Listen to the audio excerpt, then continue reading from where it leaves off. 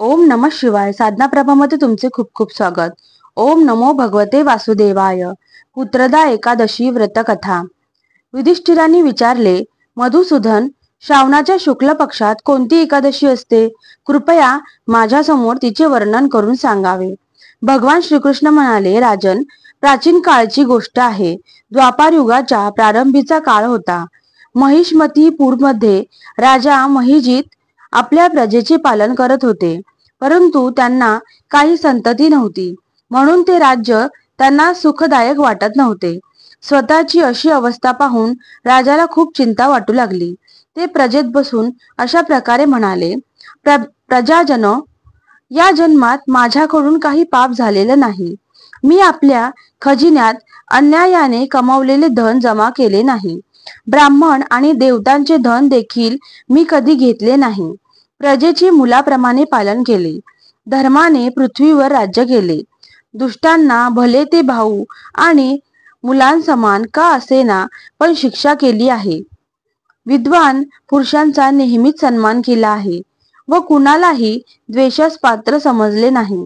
मग कोणत्या कारणास्तव माझ्या घरात आजपर्यंत संतती झाली नाही?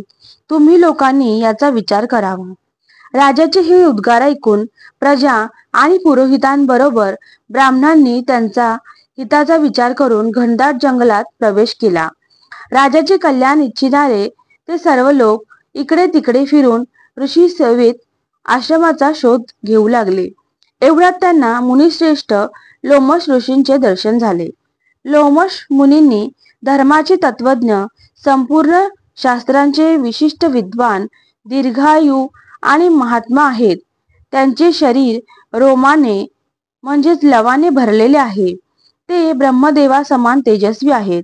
एक एक कल्प पूर्ण झाल्यावर त्यांच्या शरीराचा एक रोम भंगतो, तुटून पडतो, म्हणून त्यांचे नाव लोमेश पडले. ते महामुनी त्रिकालज्ञानी आहेत. त्यांना पाहून सर्व लोकांना आनंद झाला. लोकांना आपल्या जवळ आलेले पाहून लोमश मुनींनी विचारले, तुम्ही सर्वजण कशासाठी येथे आला आहात? आपले येण्याचे कारण सांगा. तुम्हा लोकांसाठी जे हितकर कार्य असेल ते मी जरूर करीन. प्रजाजन म्हणाले, ब्राह्मण, ह्यावेळी मिहिजित नामक जे राजा आहेत त्यांना काहीही संतती नाही. आम्ही लोक त्यांचीच प्रजा आहोत. जिथे त्यांनी मुलाप्रमाणे पालन केले आहे, त्यांना पुत्रहीन पाहून त्यांच्या दुःखाने दुःखी होऊन आम्ही तपश्चर्या करण्याचा दृढ निश्चय करून येथे आलो आहोत. द्विजोत्तम राजाच्या भाग्याने ह्यावेळी आम्हाला आपले दर्शन मिळाले आहे. महापुरुषांच्या दर्शनानेच लोकांची सर्व कामे सफल होतात. मुनी, आता आम्हाला असा उपदेश द्या ज्यामुळे राजाला पुत्र प्राप्ती व्हावी. त्यांचे बोलणे ऐकून लोमश महर्षी 2 घटिका ध्यानमग्न झाले. त्यानंतर राजाच्या प्राचीन जन्माचा वृत्तांत जाणून ते म्हणाले, प्रजावृंद, ऐका. राजा मिहिजित पूर्वजन्मी लोकांची पिळवणूक करणारा धनहीन वैश्य होता. तो वैश्य गावोगावी फिरून व्यापार करीत असे.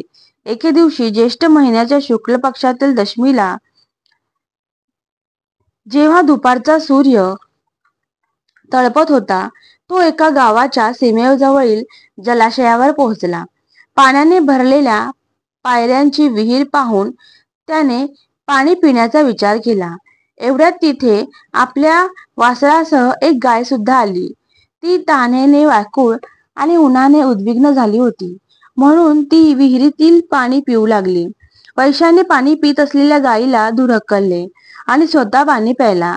त्याच पापकर्मामुळे राजा या जन्मी पुत्रहीन झाला आहे.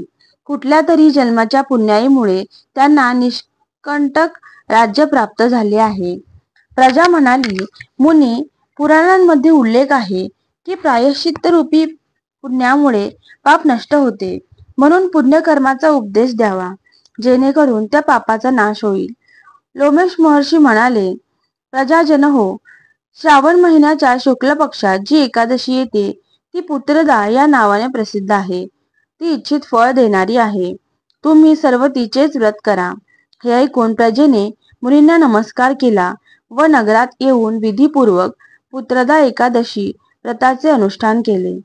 त्यांनी विधीपूर्वक जागरण देखील केले आणि त्यांचे निर्मळ पुण्य राजाला अर्पण केले. त्यानंतर राणी गर्भवती झाली व प्रसूत होऊन बलवान पुत्राला जन्म दिला. हिचे महात्म्य ऐकून मनुष्य पापांपासून मुक्त होतो व इहलोकी सुखी होऊन परलोकी स्वर्गीय गतीला प्राप्त होतो. पुत्रदा एकादशी व्रतकथा संपूर्ण.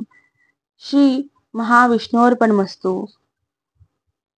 ओम नमः शिवाय. परमहंस सद्गुरु स्वामी मकरंदनाथाय नमः. हरये नमः.